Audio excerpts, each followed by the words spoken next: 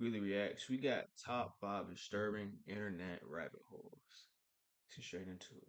2006 volleyball incident.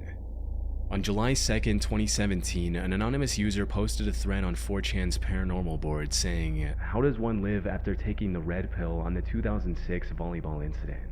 Now, if you're wondering what that incident was, it's a strange and disturbing story. The post was referring to a supposed mass shooting where a gunman killed 14 people during a high school volleyball game in either South Dakota or Nebraska back in 2006. But here's where things get strange. If you search for any information about it online, you'll find nothing. No news articles, no official casualty reports, nothing. Just conspiracy theory websites and the occasional Reddit post asking if it even happened. It's like the whole event either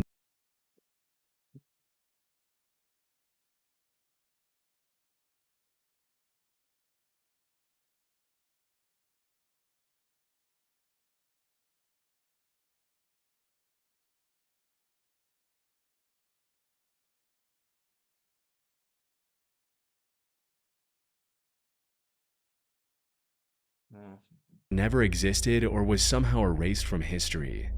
But despite the silence online, there are many people who claim they remember hearing about it.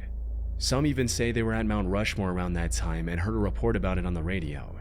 For a okay, where are people that were actually at the game? What do you mean you heard about it? Where are the people who were there?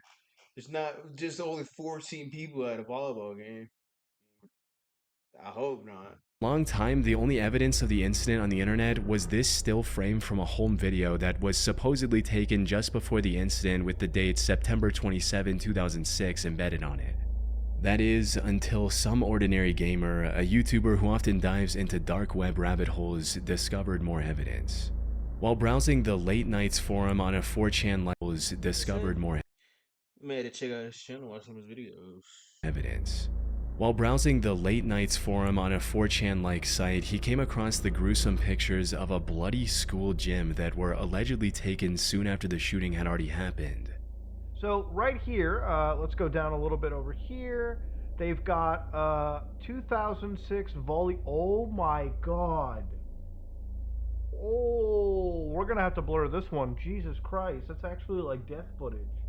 I think I remember this. I was searching around for some sort of proof of this happening, and apparently it's a snippet from a home video. I got. Oh my god. We have to blur that out. I gotta make sure we note that, blur it real quick. Let me add that to the notes here. Jesus, it's like an actual straight up bloody massacre. It's like VHS recorded. This has to be from like a movie. There's no way. This has to be from like some movie. It's crazy as hell. That it's got like a CBI not for release. Like I assume CBI stands for like some sort of a governmental organization or something. That is so messed up. I feel like I should have known this or something.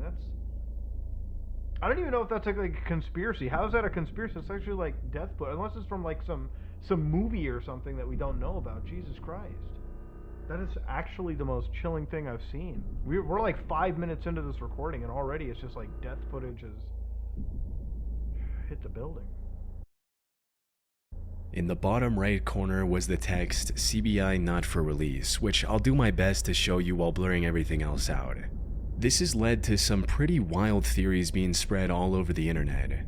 According to the most popular ones, the incident did happen, but it was covered up by the American government. As the story goes, the government was trying to assassinate someone who was attending this high school volleyball game. Things got out of hand, however, and a lot of the young volleyball players were caught in the crossfire. That doesn't make sense at all. Whoa. Why would you assassinate someone at a volleyball game, and how do 14 people end up getting involved? Y'all hired a shitty assassin, bro. How do you end up killing 14 people? And I bet you the target didn't even get killed. And since this would have caused tons of backlash from the public, the government instructed the news media to not talk about the story and Man, wouldn't be surprised with how our government be operating, but also paid the victims' families to keep them quiet. However, while the US government is no stranger to covering up the truth, I have to admit this one is quite far-fetched. Keeping something this big under wraps for so long feels pretty out there. At some point, you'd think the truth would slip out. A somewhat more reasonable theory is that this is a classic case of the Mandela effect, where large groups of people collectively misremember something. And coincidentally enough, I actually did find a similar incident that happened in 2006 in that region. In the Platte Canyon High School situation, 53-year-old Dwayne Roger Morrison took 7 female students hostage, attacked them, and ended up shooting one of them. This also took place on September 27, 2006, which is the same date on which the alleged photo was taken before the incident. Its location in Colorado might also explain why people from the Midwest remember hearing about it on the news. But there are some major differences. Most notably, the Platte Canyon incident had nothing to do with a volleyball game, and there was only one death. But in saying all of that, the most likely scenario is that all of this is a hoax. While researching this incident, I came across an interesting post on the forum Above Top Secret from 2017. In this post, the OP was talking about creating a hoax in which multiple school shootings happened in 2006 in tiny towns, but any information relating to these incidents has been mysteriously erased from the public record. But if that's the case, the images that some ordinary gamer came across, where did they come from? Gore website. Considering it's been over 7 years since this first contraction on the internet, it's unlikely we'll ever know the answer to this disturbing internet rabbit hole. Grave robbing for morons. On August 8, 2014, a user by the name Simon Pred J posted a video on YouTube titled Grave Robbing for Morons. This was a digital re-upload of a very old VHS video, an extremely chilling one at that.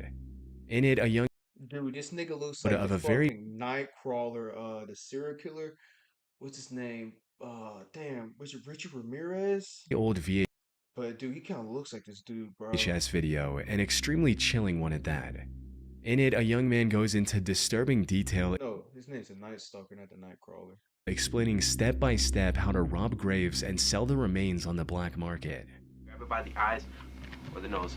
You pull it out, put your finger all the way in. There's nothing there that will hurt you at all. Or you have to make sure of that. There's nothing that can hurt you. Do not be afraid. Pull it out like that. Do not pull it by the teeth, or else it'll break out like that, and you will have holes. What makes this video even more unsettling isn't just its content, but the mystery surrounding it. No one knows who the man in the video is. To this day, his identity remains unknown, and no one has come forward to claim responsibility. How do people just be unknown like this? I don't get how people were just people just unknown, because as far as I knew, everybody was in like a dash somewhere, bro. Unless you like, oh, it's like illegal, but this dude's speaking, I don't know, bro. I don't know. This has left the internet in two fiercely opposing camps. Some believe this is authentic footage of a real grave robber. Others argue it's an obscure Never mind, I didn't see the language on there. horror short Bro, but he's still speaking English. crafted purely for shock value. Surprisingly, I came across evidence that supports both sides of the argument while researching this topic. One undeniable fact, however, is that the original video is extremely old. The earliest mention of its title, Grave Robbing for Morons, I found on the internet was a now defunct online store for horror VHS tapes called Shocking Videos. This website listed the tape for sale in April of 2003, stating, "What we have here is genuine camcorder footage of a drunken teenage stutterer giving a half-hour lecture on how to steal body parts from graveyards for fun and profit while holding a fresh, rotting skull in his hands." That said, the original video is likely from the late 80s. We can clearly see the VHS box for the 1987 Evil Dead 2 movie 5 minutes and 43 seconds into the video. And to narrow it down even more, there's an issue of Horror FX magazine visible in the bottom left corner at the same time. This specific cover was a part of a unique Fangoria horror magazine edition released in July 1989, which means the video was probably shot around that year. The horror memorabilia scattered throughout the footage implies that whoever created this video might have been a die-hard horror fan just trying to make something creepy for the thrill of it. And while most of the gruesome advice given in the video feels very authentic, like describing ways to remove the skull from a body that hasn't fully decomposed yet, there are also sections that seem extremely goofy. Like when the host suggests knocking out witnesses so they think it was all just a dream. Never leave witnesses. If you have to knock them out so that way they think it's a dream. This gives further credence to the theory that the subject doesn't have any real grave robbing experience and is just making it all up for the video. On the other hand, some people argue that the skull he's showing in the video is far too detailed to be fake. As for the inconsistency in the advice, that could be explained by the theory that this was likely his first time robbing a grave, and that he was simply making things up to seem more knowledgeable on the topic than he actually I don't know how people go to graves, bro. I would fucking piss my pants, bro. I couldn't go to no grave. was. But this is where things start getting really eerie. Toward the end of the tape, the guy almost mumbles his full name, but stops himself before saying his entire last name. Okay, this was made by Anthony. Well, as a matter of fact, let's forget the last name. And in 1999, a man named Anthony Casamassima was arrested in New York for stealing an expensive stained glass window from a cemetery. There was a real possibility that this was the same person who made the grave robbing for Moron's Guide. That being said, there are a few inconsistencies that say otherwise.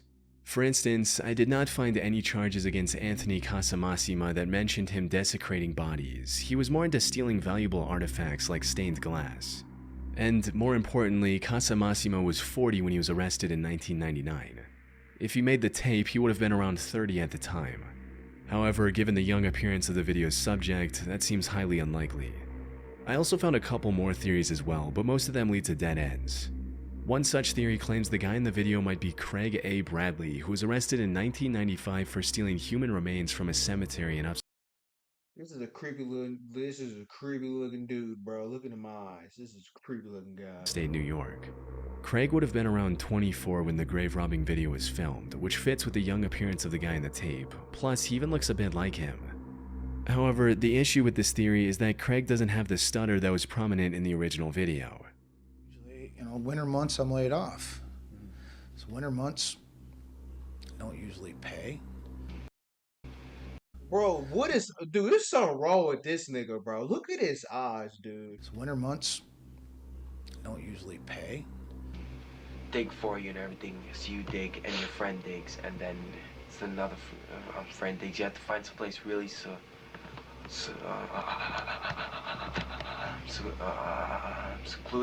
so that way there's no interruptions. Okay.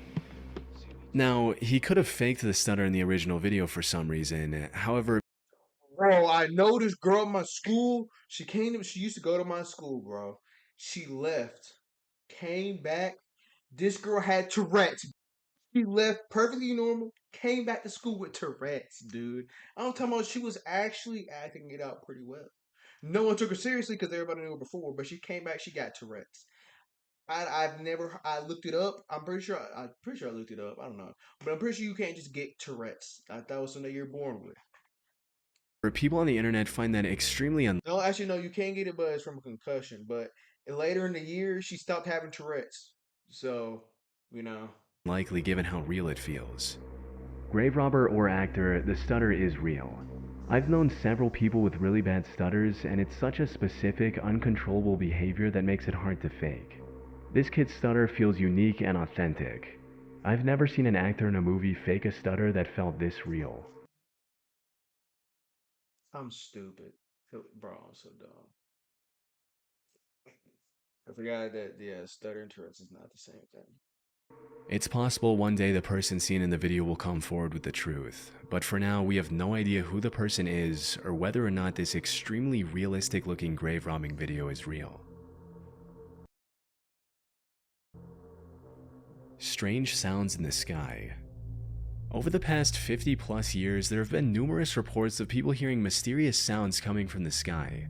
In some cases, the mysterious noise resembles the sound of screeching metal, like someone dragging heavy metal furniture across the floor.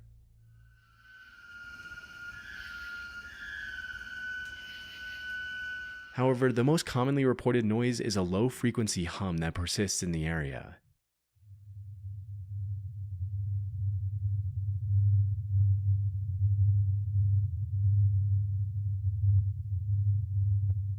Those who can hear these sounds describe them as omnipresent and extremely annoying. And according to the BBC, the humming noise has been linked to at least one person ending their own life in the UK. However, while there are likely many legit reports of people hearing a mysterious humming, which we'll get to in a bit, many of the claims are either fake or can be explained quite easily. How do you know he killed himself because of the hum?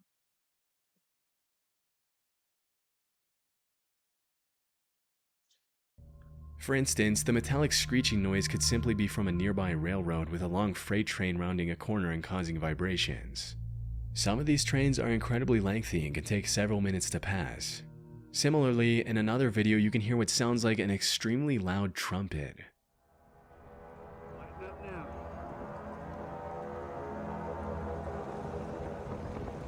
The original poster of this video titled this as a judgment trumpet, referring to the divine trumpet described in the Christian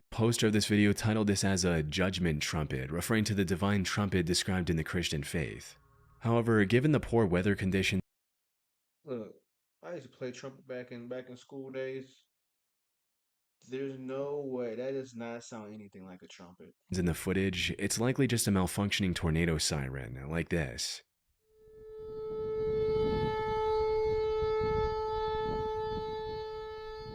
A few of these videos are also outright faked, with the mysterious sounds being edited in to generate views. Huh.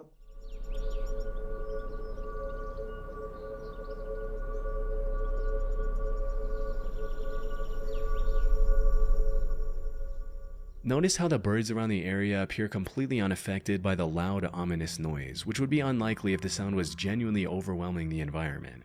Birds have sharper hearing than humans, and they would likely react. That said, there are still thousands of reports from people who can't be easily debunked or labeled as fake. But I don't know why, but from my angle, it looked like a figure in the storm. People who can't be easily debunked or labeled as fake. Unlike the examples I've shown so far, the vast majority of seemingly authentic reports involve the persistent, low-frequency hum. This strange phenomenon seems to trace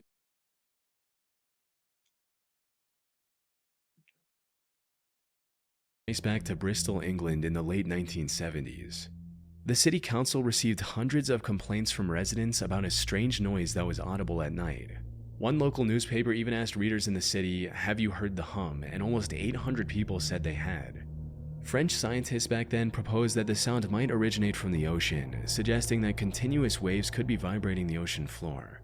Now, this explanation might have been true for Bristol, but as time went on, more and more people around the world started reporting these disturbing humming noises. And it appears the Bristol hum is still present to this day. You know what's crazy is that like randomly throughout the day, like once or twice a day, I hear a random like phone noise. I don't know what it is, bro. It be tripping me out, bro.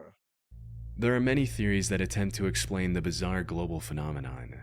And these can get into some truly out there conspiracies, like aliens or secret underground civilizations in the hollow earth.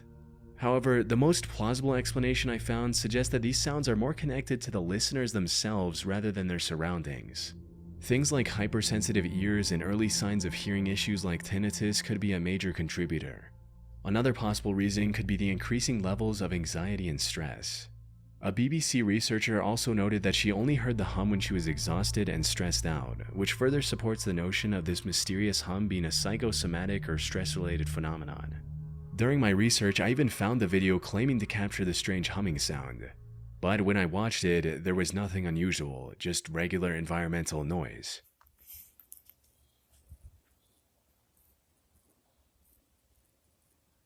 It's entirely possible that the person who recorded it was hearing something from inside their body, misinterpreting it as an external sound, which further supports the stress-related theory. However, this doesn't explain the hundreds or even thousands of other videos that do include the hum.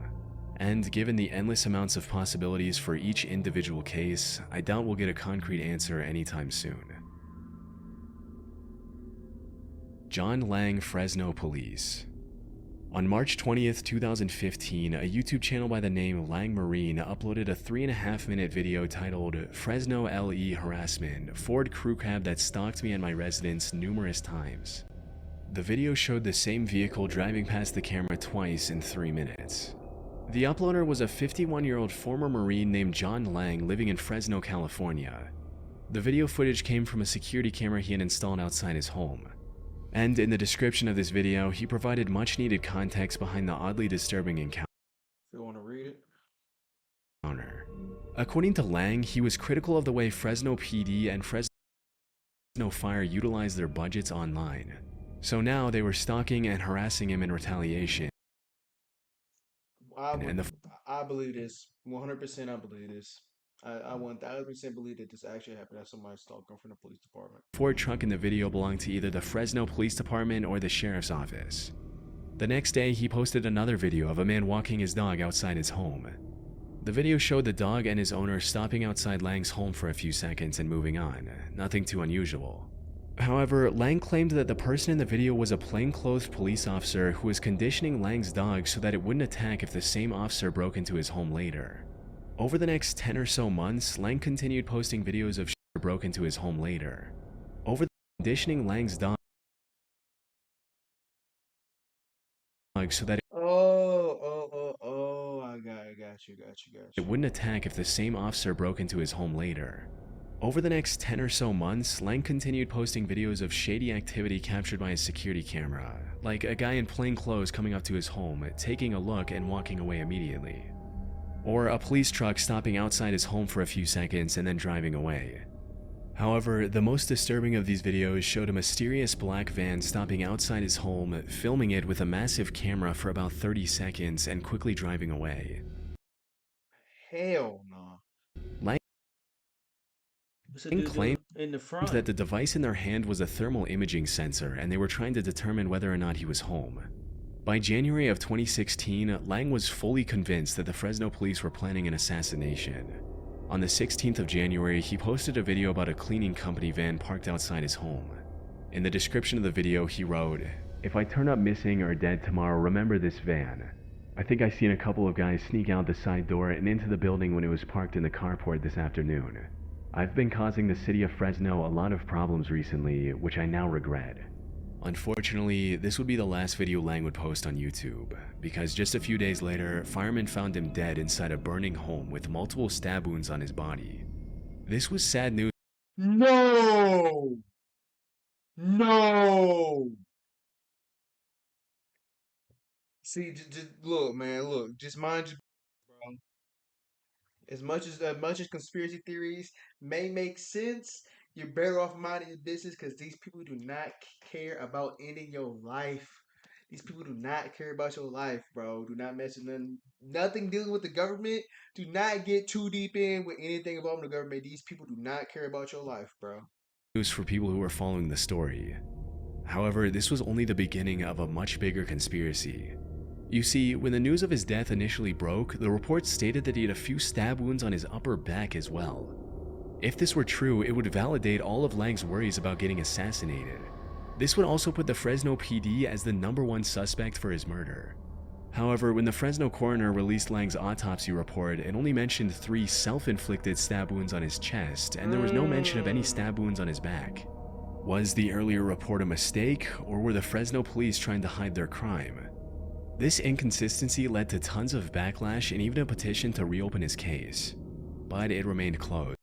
They're not gonna. Why would y'all even petition to reopen this case? Why would y'all ask the people that killed him to reopen the case? You had to get You had to get an investigator, bro. You had to get a private investigator, and even then, You're going up against a whole gang, bro. Basically, you're going up against a whole gang. To this day, the John Lang case sits as a mystery. Was he actually getting stalked, or was he just severely mentally ill and paranoid? From my research, the answer seems to be a mix of both. First and foremost, it's worth mentioning that the Fresno police are well known for being ripe with corruption. A Reddit user mentioned a story he knew about the PD, stating, "I mean, my friend's dad was FPD for decades, and Jerry Dyer showed up with some officers and threatened him back in the late 90s, so it wouldn't surprise me if the cops were intimidating this dude." So, did the Fresno PD retaliate against Lang? Maybe. What's more likely is that Lang was getting more paranoid and losing his mind over time. From what I can see, the man walking his dog is doing just that. I don't know. I feel like it probably did make him lose his mind, bro. I mean, I would start going crazy too, bro. If people were pulling up to my crib and you feel bro, like that's very real. I feel like a lot of people end up cracking, bro, because you don't know who's stalking, who's not, bro. So it's very apparent. It's super paranoid. I would be very paranoid, bro. walking his dog, and claiming that he was somehow conditioning Lang's dog in just a couple of seconds is pretty out there. Even the suspicious van can be explained quite easily since the device shown in the video was just a film camera on a gimbal, not some high-tech thermal imaging sensor. Why they recording his house? As for why they were shooting like that from a vehicle, they were likely indie filmmakers who just didn't have the proper permissions from the city. However, all of this is just conjecture. But why didn't you go up to his house and ask if you could film his house? I mean, I get you're not like he didn't get permission or whatever, but I mean, I mean, you're recording someone's house randomly, bro. Like, it's like imagine someone came up to your house and started recording your house. Bro, I'm tripping out, bro. On my part. The real evidence that proves Lang's deteriorating mental state is the fact that he turned off the cameras he had in his home a day before the incident. The last saved footage on these cameras was of him sitting with a kitchen knife in his hand. Not only that, but when the fire department arrived on the scene, all the entrances to his home were barricaded securely from the inside. If this was truly a murder, the killer wouldn't have been able to escape the crime scene without removing one of these barricades. Ultimately, if there was some big murder conspiracy behind Lang's death, I doubt we'll learn about it over 8 years later. Damn. Well, guess I was wrong, but I don't really know. Could be a thing of both. But who really knows? I mean, I don't know. I think I'm wrong. No, see, if they were smart enough, I mean, they are cops. Is someone really that smart though to like set it up like a suit? I mean, people are really that smart to sit up there and set it up like a suicide. But I thought the house was burned. I thought the house burned down. What? One of these barricades.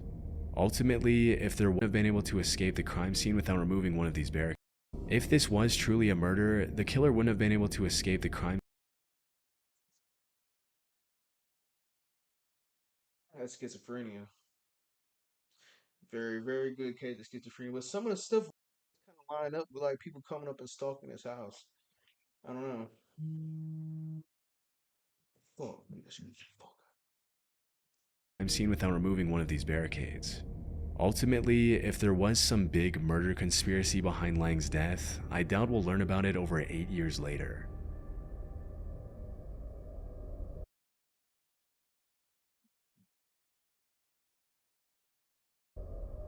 Evil Stick.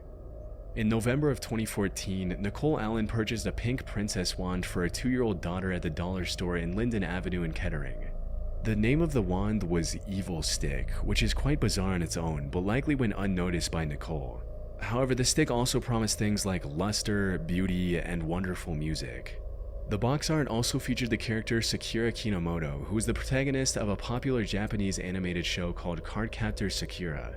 In the show, Sakura is essentially a magical princess, so the inclusion of just a cute-looking character made Nicole drop her guard even further. I don't know, bro. It's called Evil Stick. But she couldn't have been more wrong.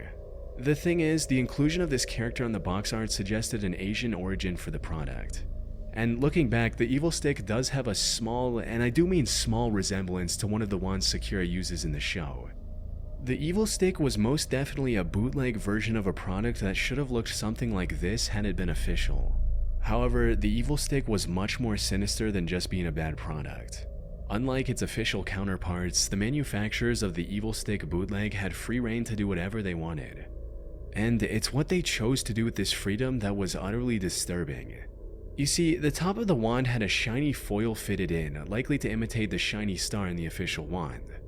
However, this foil was hiding an image under it, and when Nicole's daughter accidentally removed the foil while playing with the wand, she was greeted with a downright disturbing image of a creepy-looking woman slitting her own wrist.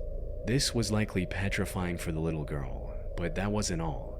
If you pressed the button on the wand, instead of the wonderful music it promised, the wand played a haunting laugh. This also turned on a light behind the creepy image, so the little girl would have likely seen it even if she hadn't removed the foil.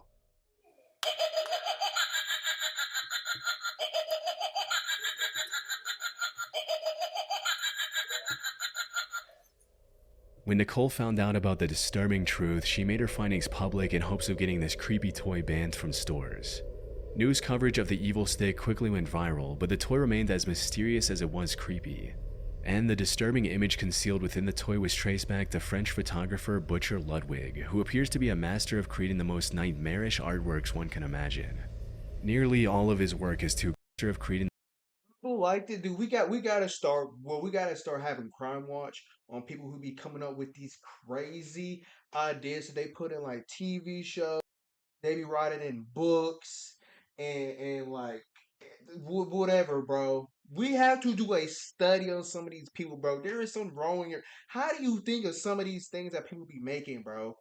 Like, do some of these people need to be put in a mental institution for some of the stuff that they think of? No matter how wonderful and how insane it may seem, and how like it's art or whatever, bro. Some of these people are mentally deranged, bro. That's why they be having these crazy, insane, evil ideas that just seem so innocent. the most nightmarish artworks one can imagine. Nearly all of his work is too graphic for YouTube. For most Put this nigga in jail, bro. of them, however, even a quick glance is enough to trigger your fight or flight response. As for why the gory, horror-filled work of his photograph was stolen to be Hell about the no. evil stick after examining its package was that it was manufactured in China, and that's it. The packaging didn't have Hell no, nigga. That picture is creepy as fuck. the name of the manufacturer. I even looked up the universal product code embedded in its barcode and couldn't find any relevant information through that either.